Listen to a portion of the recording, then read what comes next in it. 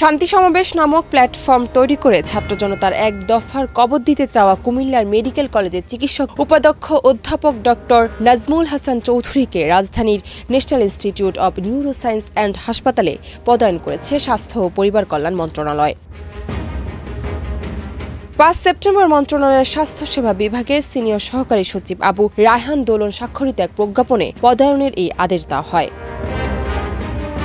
প্রজ্ঞাপনে বলা হয়, প্রদানকৃত কর্মকর্তা আগামী ৫ কর্মদিবসের মধ্যে বদলিকৃত কর্মস্থলে যোগ দেবেন। একই প্রজ্ঞাপনে অধ্যাপক ডাক্তার নাজমুল হাসান ছাড়াও ১২ চিকিৎসককে বদলি ও পদায়ন করা হয়েছে। এর মধ্যে ৬ জনকে নিউরোসায়েন্সে পদায়ন করা হয়েছে, ৬ জনকে নিউরোসায়েন্স থেকে বদলি করা হয়েছে।